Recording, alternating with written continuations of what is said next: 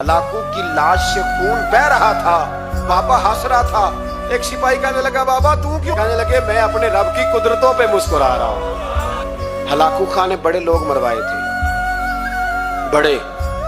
Baghdad में 20 लाख आदमी कत्ल करवाया उसने। 20,000 नहीं, मैंने कहा, जिम्मेदारी से हवाला दो। कितने लोग बोलिए? 16 लाख आदमी उसने तलवार से मरवाया। लोगों ने ना जेरे जमीन तह खाने खोदने शुरू कर दिए। 4 लाख आदमी तह खानों में छुप गया और चुन चुन के मुसलमान मारता था। जब हलाकू को किसी ने बताया ना 4 लाख बंदे छुप गए, उसने नहरों के बंद तुड़वा दिए, दरियाओं के बंद तुड़वा दिए, पानी जेरे जमीन चला गया। 4 लाख आदमी डूब के मर गया।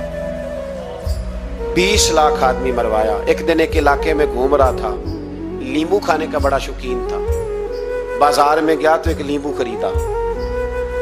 उसने देखा कि बाजार में बूढ़े बच्चे जवान खरीदारी कर रहे हैं, तो कहने लगा, अभी भी इतने मुसलमान जिंदा है, बनाओ इनकी लाइनें, कत्ल करना है। 3 लाइनें बन गई। एक बूढ़ा आदमी भी लाइन में आ गया, नींबू खा रहा है, उसको हल्का हल्का चूसता है, घोड़े पे बैठा है, कत्ल करा रहा है लोगों को। एक बाबा जी पहली सफ में थे। जब पहली सफ कत्ल होने लगी, बाबा जी पिछली सफ में दौड़ के हो गए। हलाकू खां हंस रहा है उसको देख के। माज़ अल्लाह, जब बंदा होता है ना किसी मनसब पे, फिर वो मजाक उड़ाता है दूसरों का। बाबा दूसरी सफ में आया तो हलाकू खान ने वो भी कत्ल कराई, तो बाबा दौड़ के तीसरी सफ में। आखिरी सफ के कोने पे जब बाबा खड़ा हो गया ना, तो सारे बंदे मर गए। बाबे को कत्ल करने लगा जल्लाद। हलाकू कहने लगा, ठहर जा।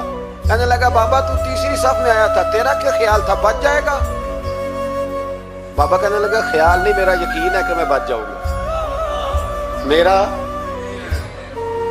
शर्त यह है कि यकीन हो अंदर।